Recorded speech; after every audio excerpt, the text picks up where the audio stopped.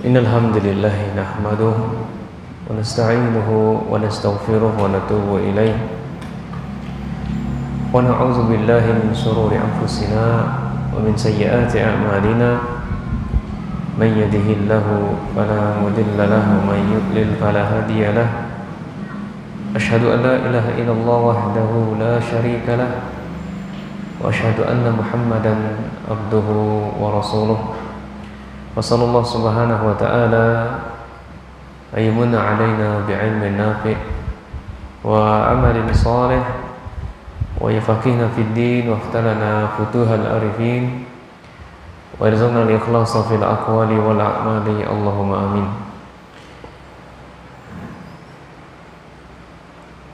Ikhwani wa akhwati fillah, bapak-bapak, ibu-ibu yang diberkahi dan dirahmati oleh Allah Azza wa Jalla.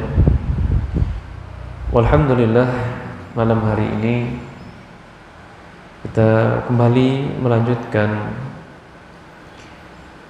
pembahasan mengenai tentang bagaimana caranya kita mengenal Allah Azza wa Jalla. Bapak Ibu sekalian, ilmu mengenal Allah Azza wa Jalla ini adalah seutama-utamanya ilmu.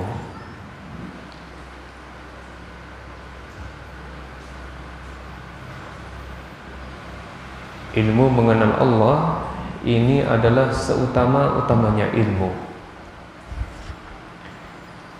Karena yang akan dikenali di situ adalah Rabbul Alamin, Rabb semesta alam.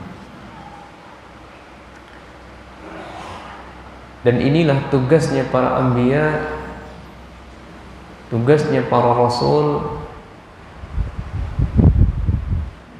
yang diamanahi oleh Allah untuk mereka ajarkan kepada kaumnya, ajarkan kepada umatnya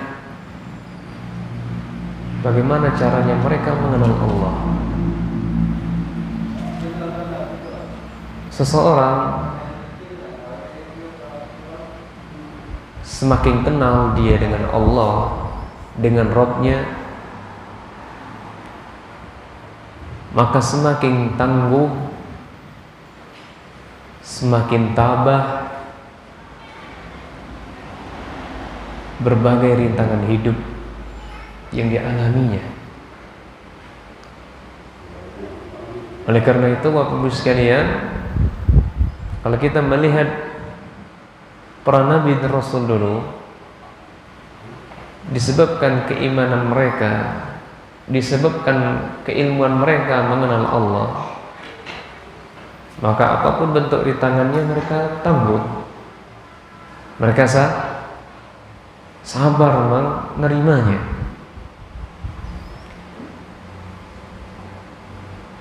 Lihatlah bagaimana Nabi Nuh alaihi salatu wassalam, karena dia mengenal Allah, diselamatkannya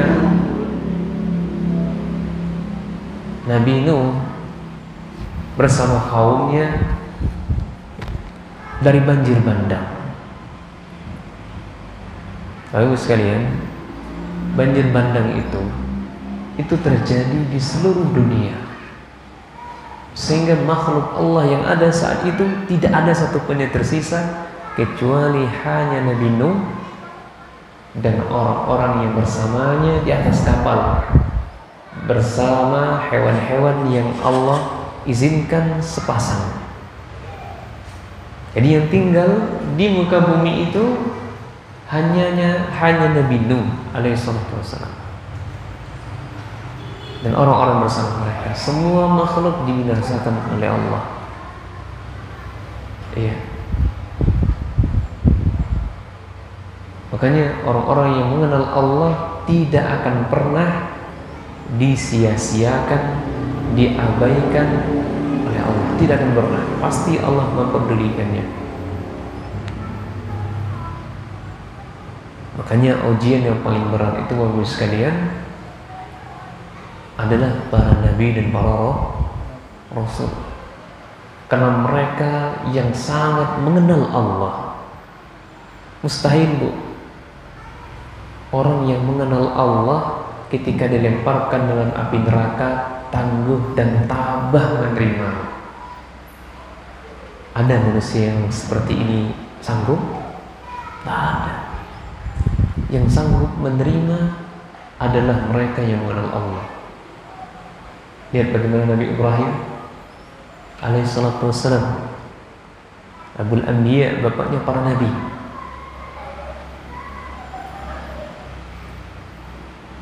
Dilemparkan dalam api karena beliau teguh, kuat keimanannya, mengenal Allah Azza wa Jalla.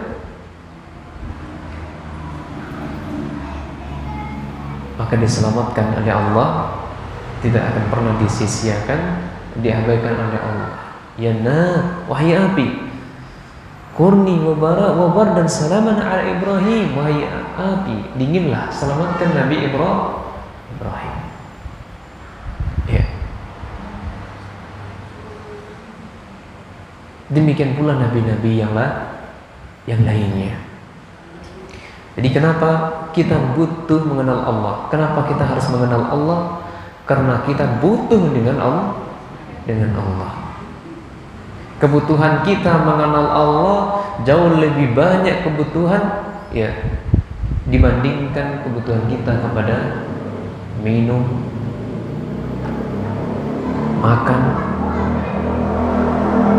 dan seterusnya. Karena setiap hari, setiap detik, setiap menit, setiap waktu kita butuh dengan Allah Azza wa Jalla. Makanya mengilmui Allah, mengenal Allah adalah seutama-tama ilmu.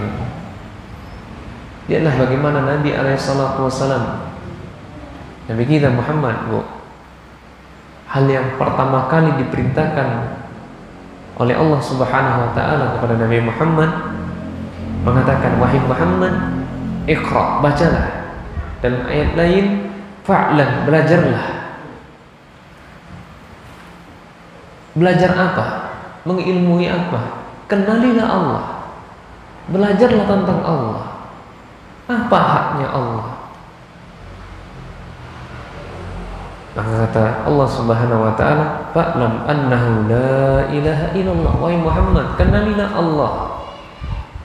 Belajarlah kalian tentang Allah, bahwasanya Allah Azza wa Jalla tidak ada sesembahan yang hak diibadahi dengan benar kecuali Allah. Setelah berilmu, Bu, mengenai Allah, ada konsekuensi dari ilmu itu, Bu. Ada amal. Ilmu bisikan amal. Kalau enggak, irtahalah, hilang ilmu itu. Setelah mengilmui Allah, diperintahkan oleh Allah kepada Nabi Muhammad, beramallah kalian, beramallah engkau Muhammad. Apa amalannya? Wastaghfir li dzambik. Mohon ampunlah kepada Allah atas dosa-dosamu. Walil mu'minin, dan untuk orang-orang mukminin dan untuk orang-orang mukminat. Ini Quran surat Muhammad ayat 19. Iya. Ini urgensi pentingnya kenapa kita harus mengenal Allah, karena kita setiap hari, setiap waktu butuh dengan Allah, maka kenali Allah. Ibu sekalian, orang yang mengenal Allah, maka ketika dia melakukan maksiat, dia akan berpikir 1000.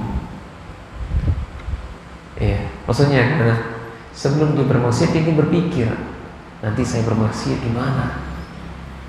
Ya, jadi berpikir 1000 kali dia, bagaimana saya ini harus berbuat maksiat.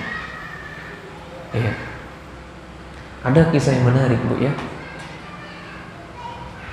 Dan seketika suami ini langsung berhenti dia. Ini contohnya. Ini kisah nyata untuk mendekatkan pemahaman bagaimana caranya kita mengenal Allah.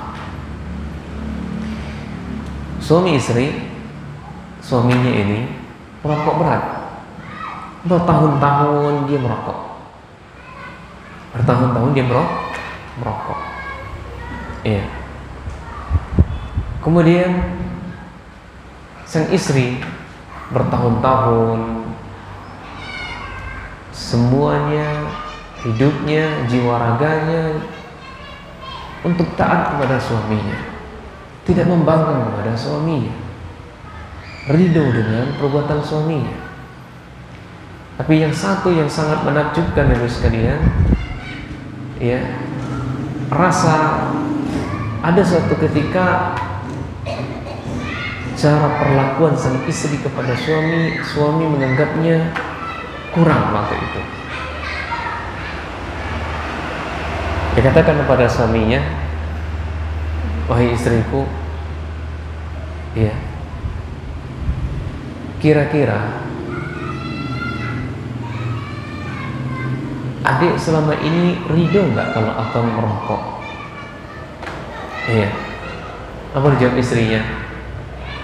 Ya, jadi selama bertahun-tahun sama suaminya pelayanannya super eksekutif. Tapi ketika ada satu yang kurang, suaminya berpikir, apa yang salah dalam diri saya? Apa yang salah dalam diri saya? Kemudian nggak ada yang menggerakkan sang suami untuk bertanya, langsung poinnya arahnya ke rokok. Iya, adik istriku yang kusayangi, apakah adik ini ridho kalau abang ini merokok? Iya, maka kata sang istri, abang, iya, adik ridho, abang merokok sepuas hati abang, adik ridho. Tapi tolong satu saja bang, carilah di mana tempat yang Allah tidak melihat abang merokok. Bu, apa kata istrinya? Tapi tolong, katakan ini manis, adik ridho bang, adik setuju menyukai abang merokok. Tapi tolong satu hal yang mesti abang ingat, pastikan diri abang kalau mau merokok, cari tempat di mana abang tidak terlihat oleh Allah. Ini cara sang istri mengenalkan suaminya Allah.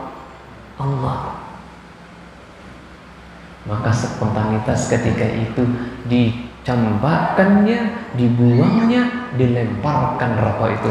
Wallahi, ya, istriku sayangku, hari ini mulai detik ini abang berjanji tidak akan pernah merokok sama. Ya, karena dicari tempat untuk sembunyi dari tidak terlihat dari Allah untuk merokok tidak ada. Ini cara sederhana mengingatkan, ya, mengenalkan seseorang itu cara mengenal Allah. Jadi orang yang bermaksiat itu sekalian, dia akan berpikir 1000 kali dia mau maksiat karena Allah ngawasinya, karena Allah melihatnya. Iya. Oleh karena itu, kenalilah Allah. Lihatlah Imam Bukhari rahimahullah mengatakan babul ilmi qabla qawli wal amal. Ya, dalam Sahih Bukhari disebutkan seperti itu. Fabada bil ilmi, beliau mengawali dengan ilmu, berilmulah sebelum kalian berucap dan beramal. Nah, orang-orang yang mengenal Allah, Bu, di antara urgensi orang-orang yang mengenal Allah Azza wa Jalla, maka Allah jamin dia masuk surga. Ya, orang-orang yang mengenal Allah, maka dia akan dijamin oleh Allah masuk surga. Diriwayatkan oleh sahabat Utsman radhiyallahu anhu, Nabi sallallahu alaihi wasallam bersabda, "Man mata wa ya'lamu annahu la ilaha illallah dakhala jannata."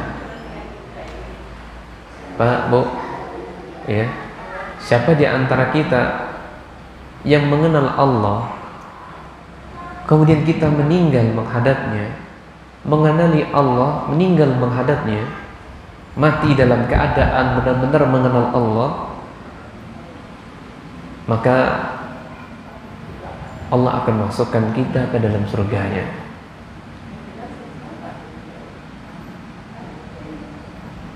Maka dalam hadis ini sekalian, Nabi SAW menjelaskan tentang fadl ilmi bi kalimati tauhid, keutamaan ilmu dengan mengucapkan kalimat tauhid.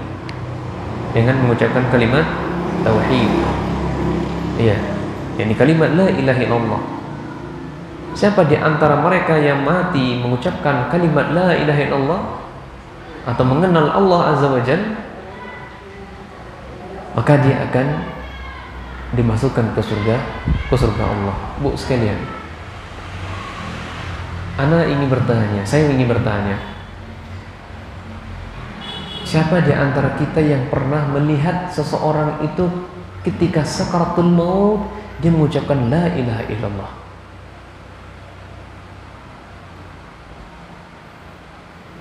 Ada ibu? Mungkin ibunya, anaknya, atau bibinya ada di pangkuan dia, sedang sakaratul maut, dia bersaksi la ilaha illallah. Ada? Ada yang tidak? Yang pernah melihat? Hah? Nah, itu dia. Saya pengen bertanya serius Pak, Bu. Saya ingin bertanya, melihat seperti ini, ya kita akan lihat, kaji bagaimana orang-orang yang mengucapkan kalimat itu ketika dia masih hidup. Ketika dia masih hidup, bagaimana hidupnya?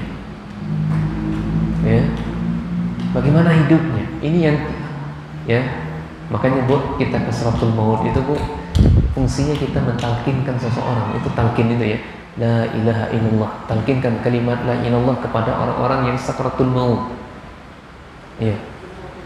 Karena tidak setiap orang ketika sakaratul maut mampu mengucapkan la ilaha illallah. Iya.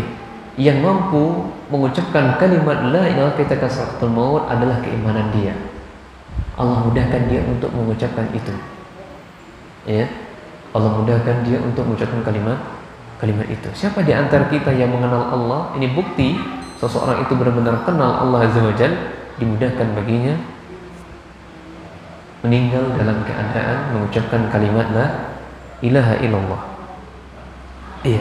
Jadi pentingnya ilmu, ya. Wadidul ilm al-jahl. Kebalikan atau lawan dari ilmu itu adalah kejahilan, Bu, kebodohan.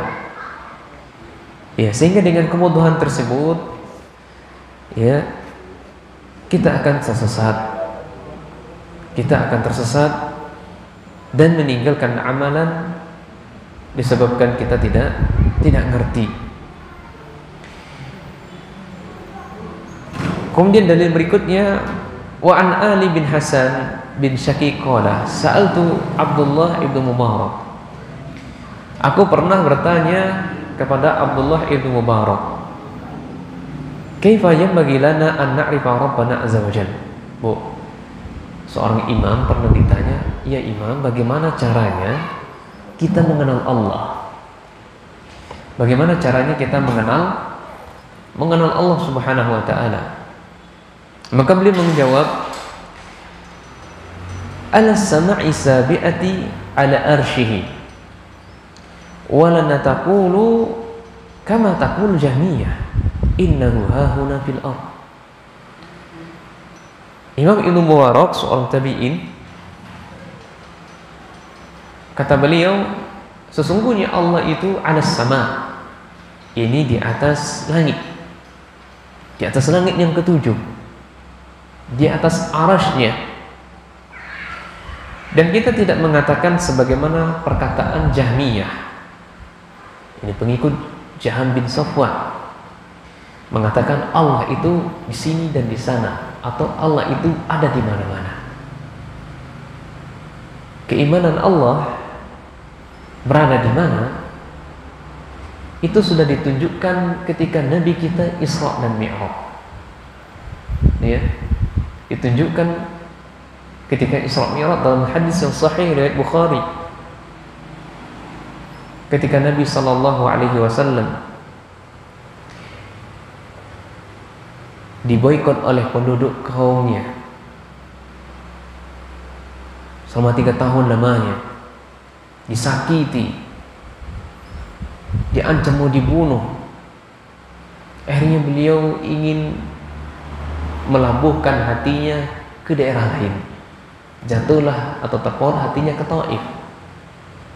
Sampai di Taif, ternyata tidak diterima di penduduk Taif. Dan di sana beliau diperlakukan kasar, dilempari dengan batu, Bu. Seorang Rasul, Bu, dilempari batu, patah gigi beliau.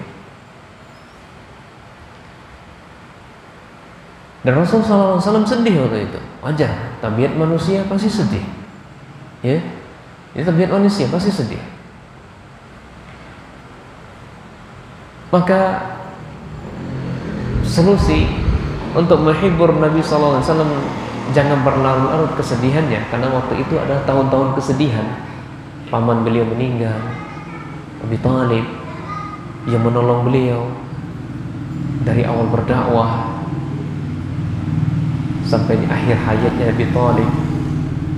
Selama Abu Thalib masih ada, maka tidak akan pernah berani mengganggu Nabi. Ketika Abu Thalib meninggal, bagaimana perlakuan orang-orang kafir Quraisy kepada Nabi.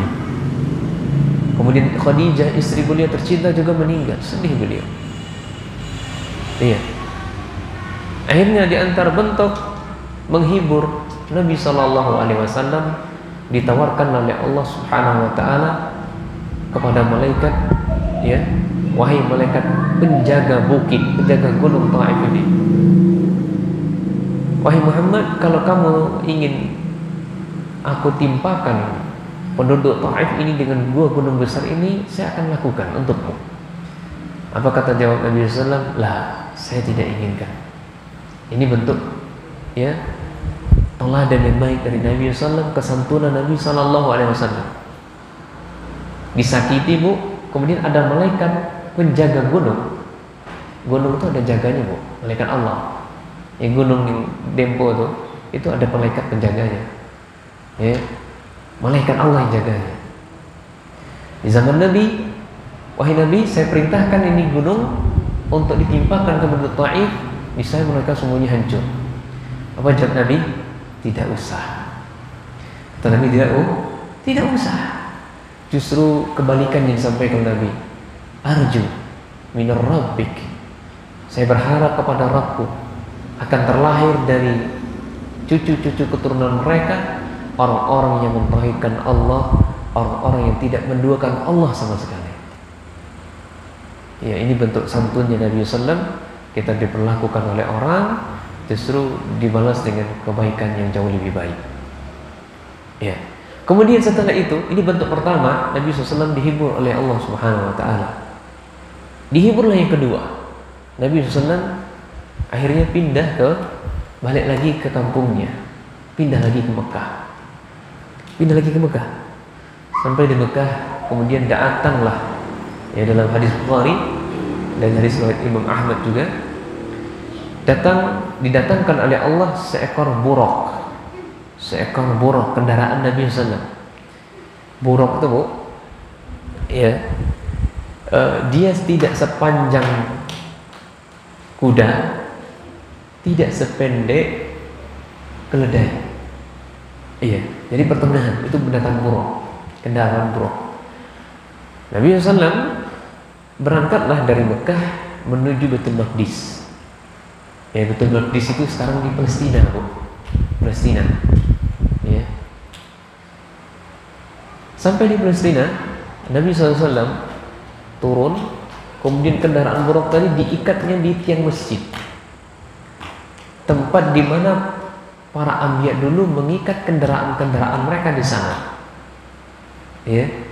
Kemudian beliau sholat 2 rakaat di dalam masjid. Beliau masuk ke masjid, sholat di situ.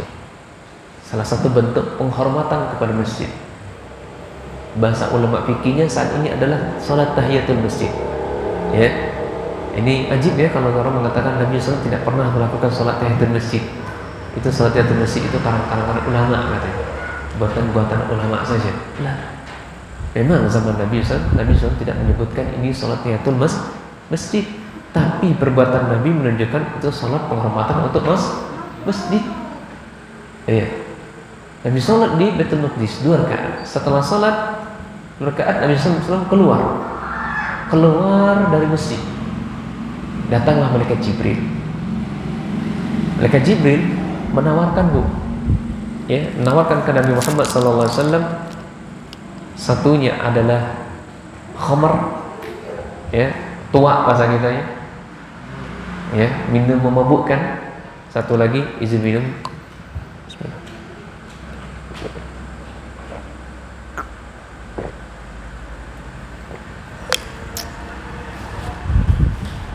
Satu lagi adalah minuman susu. Minuman susu. Muhammad, kamu pilih yang mana? Ada tua, ini ada susu. Maka Nabi SAW memilih apa? Memilih susu. Fitrahnya manusia memilih yang baik-baik. Fitrahnya yang masih suci, yang bersih, pasti memilih yang baik-baik. Maka Nabi SAW memilih susu dan meminumnya.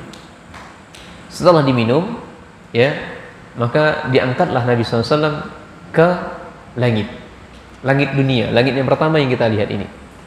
Makanya dalam hadis lain, dalam riwayat Ahmad tersebut, jarak dunia dengan langit itu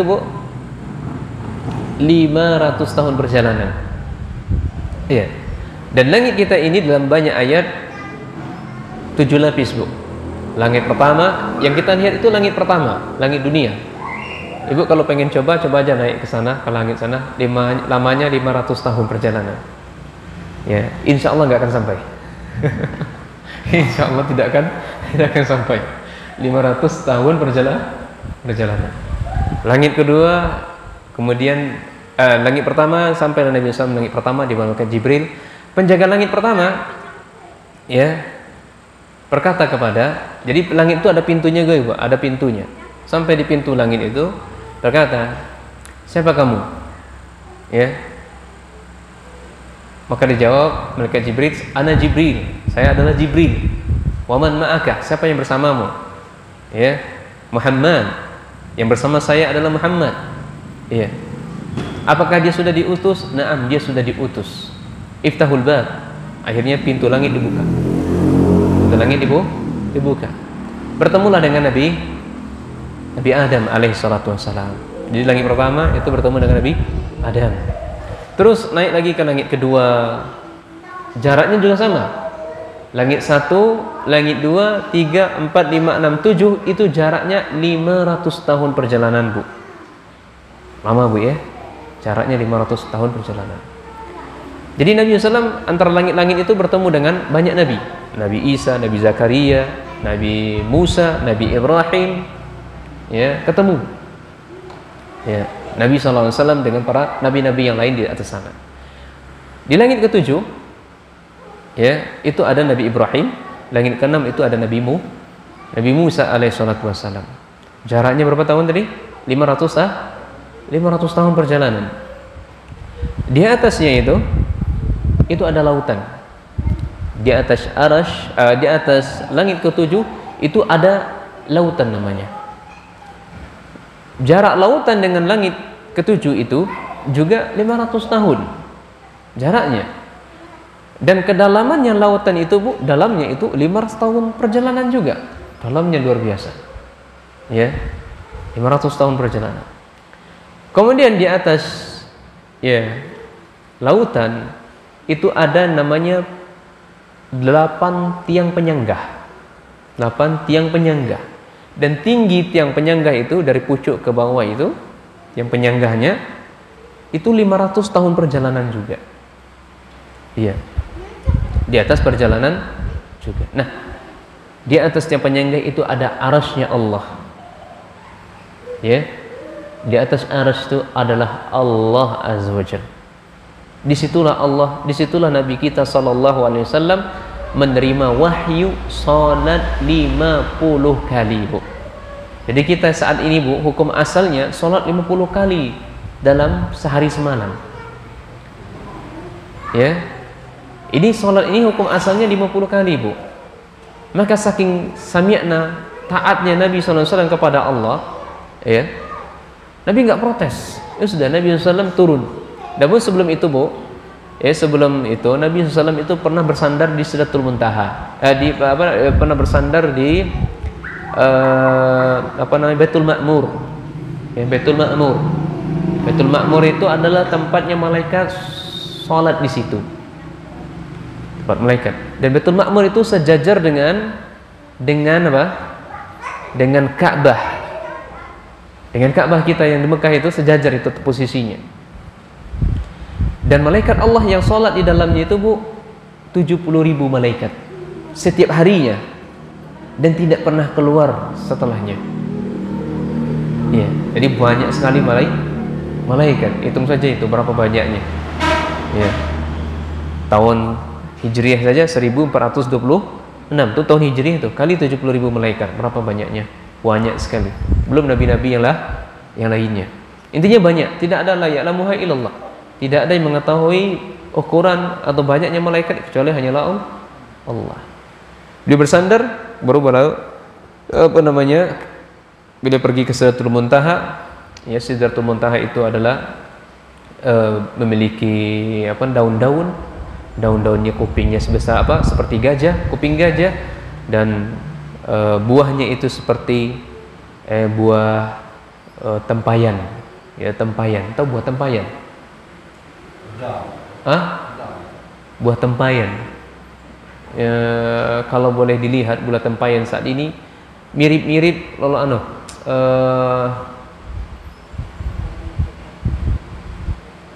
buah palo. Apa namanya sini ya? Palo. Mirip-mirip ya, mirip-mirip. Nah, itu buahnya Sidratul Muntaha itu. Nah, disitulah Allah Subhanahu wa taala perintahkan Nabi SAW salat 50 kali. Sampailah turun Nabi Ibrahim ke langit ke-7. Nabi Ibrahim tidak pernah mengomentari, ya. Nabi Ibrahim tidak pernah mengomentari perintah Allah Subhanahu wa taala. Nabi Ibrahim mendoakan Nabi Muhammad alaihissalam dengan doa kebaikan. Demikian pula nabi-nabi yang lainnya. Sampai di Nabi Musa di langit ke-6, Nabi Musa bertanya, "Ya Muhammad, apa yang diperintahkan Rabbmu? Apa yang diperintahkan Rabbmu?" Ternyata ya, Nabi Musa menjawab, "Aku diperintahkan oleh Allah untuk umat saya sholat sehari semalam 50 kali." Kata Nabi Musa, "Ya Muhammad, umatmu nggak akan sanggup. Ya, naik lagi ke atas. Naik lagi ke atas. Jemput lagi kepada Allah sana, temu Allah lagi sana. Minta keringanan, umatmu nggak akan sanggup." Akhirnya Nabi SAW mengikutinya, naik lagi ke atas. Bertemu lagi dengan Allah Subhanahu wa taala. Namun Nabi SAW nggak mampu melihat Allah, ya. Tidak mampu melihat Allah. Yang dilihat oleh Nabi SAW adalah hanyalah cahaya saja. Ya. Kapan kita melihat Allah? Nanti insya Allah di surga. Ya, di surga kita akan melihat Allah, yang melihat wajahnya Allah. Innakum satarawna rabbakum ya fil jannah. Sesungguhnya kalian akan melihat wajah Rabb kalian di surga. La tadammun. Ya, kalian enggak perlu berdesak-desakan melihat wajah Allah sebagaimana kalian melihat bulan-bulan ya saat ini yang terang benderang. Akhirnya Nabi SAW naik ke atas langit, ya, naik lagi ke tempat berada Allah Subhanahu wa taala. Ya Allah, aku minta keringanan. Ya sudah, akhirnya Allah Subhanahu wa taala memberikan keringanan, ya, menjadilah salat 5 kali sehari semalam. Tapi pahalanya kata Allah tetap sama pahala salat 50 kali sehari semalam. Jadi dikali 10. Nah, itulah bentuk hikmahnya Allah, sayangnya Allah Subhanahu wa taala kepada ya hambanya.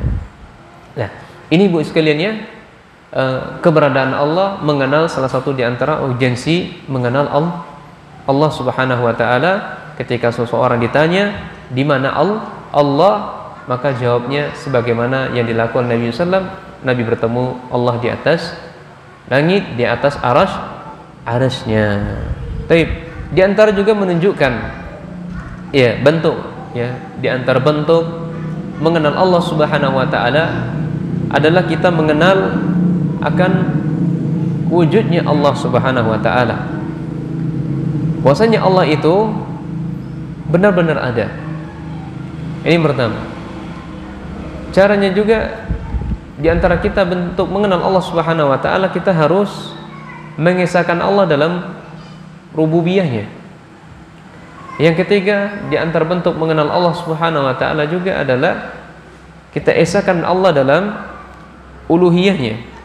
Dan keempat adalah kita esahkan Allah Subhanahu wa taala dari nama dan sifat-sifatnya. Yang pertama, Ibu sekalian, wujudnya Allah itu ada, bukan tidak ada. Allah itu ada. Dan ini bisa dibuktikan dengan dalil fitrah, dalil akal, kemudian dalil syar'i, kemudian dalil dari indra. Jadi Allah itu benar ada.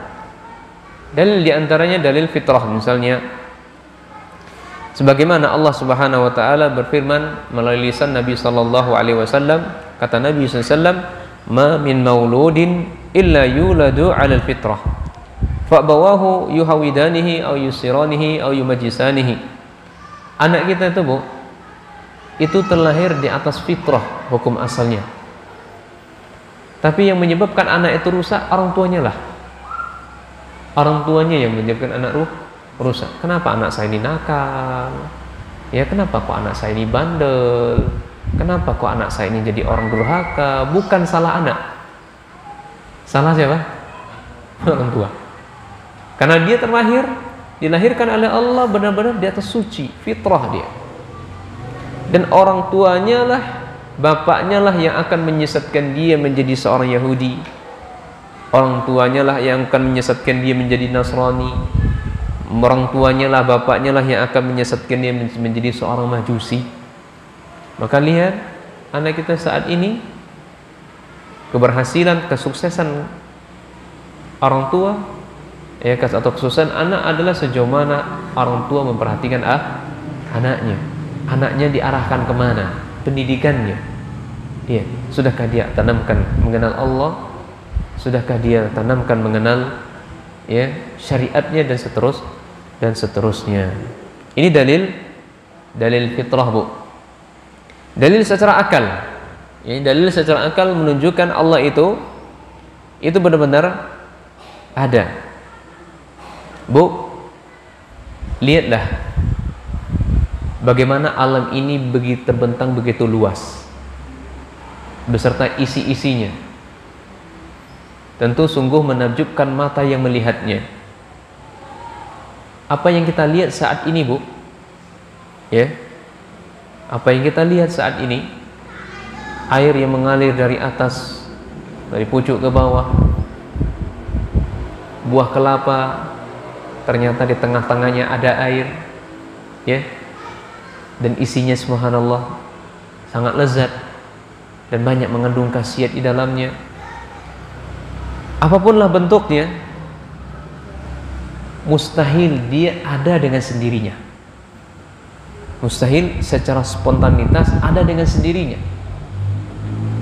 Pasti itu ada yang menciptakannya.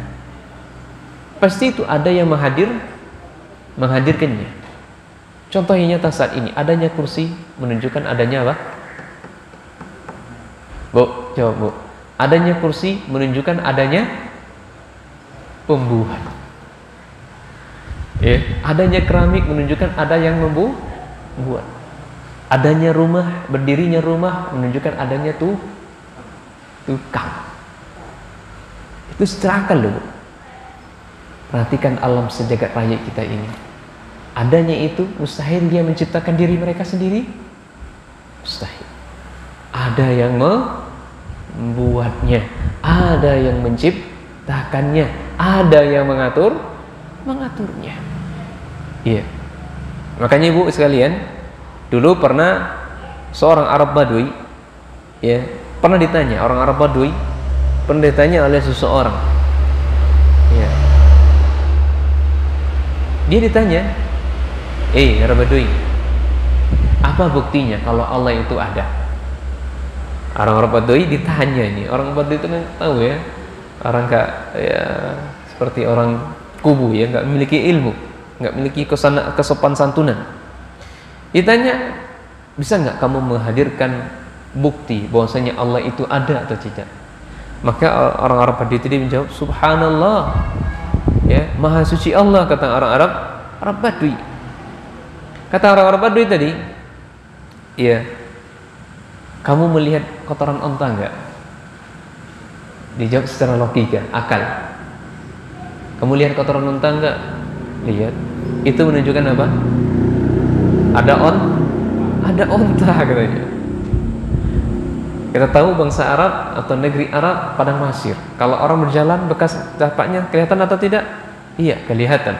Ditanya lagi, adanya bekas telapak kaki menunjukkan adanya orang. Mustahil, ya? Adanya telapak kaki karena menunjukkan adanya orang. Iya. Demikian pula kamu lihat langit-langit sana, ada bintang-bintang. Iya. Demikian pula bumi-bumi yang kaya, banyak jalan-jalannya. Kamu lihat pula lah bagaimana lautan itu, sungguh banyak ombaknya. Tidakkah menunjukkan cukup bagimu? Ya, tidakkah hal seperti itu cukup menunjukkan bukti adanya Allah? Mustahilkah mereka menciptakan diri mereka sendiri? Tentu sangat mustahil menciptakan diri mereka sendiri. Ya, ini orang Arab Badui ditanya seperti itu, Bu. Ini orang Arab Badui yang berilmu nih. Ya, orang-orang Arab Badui yang berilmu. Imam Ahmad pun juga pernah ditanya. Ya, Imam Ahmad, coba sekarang kamu buktikan kalau Allah itu benar ada. Ya, maka Imam Ahmad Subhanahu wa taala, ya, Allah Subhanahu wa taala mentitahkan ilmu kepada beliau.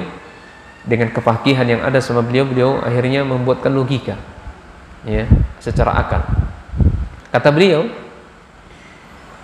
ada sebuah benteng yang sangat kokoh, lagi halus, ya, tidak ada putih, tidak ada jendela, luarnya seperti perak putih, dalamnya seperti emas murni. Ketika dalam keadaan demikian, tiba-tiba temboknya terbelah, lalu keluarlah darinya seekor binatang. Iya, lalu keluarlah seekor binatang yang dapat mendengar. Binatang tersebut dapat pula melihat. Binatang tersebut memiliki bentuk yang indah dan suaranya pun merdu. Diajak berpikir secara logika. Penasaran apa yang kau maksud, Imam Ahmad? Ya, ya, kok jauh sekali muter-muternya gitu kan. Ternyata Imam Ahmad rahimahullah sedang membuatkan contoh seekor ayam. Ya, Bu, ayam itu sebelum jadi dari apa? Mana yang diciptakan? Mana yang ada dulu? Ayam atau telur? Hah? Mana yang ada dulu? Ustaz, kalau nggak ada ayam, nggak ada telur, Ustaz. Iya? Telur itu ada karena ada ayam, Ustaz. Bingung dia. Mana yang dulu, Bu? Telur apa ayam? Hah? Masya Allah. Karena ada telur, adanya ayam. Masya Allah. Iya.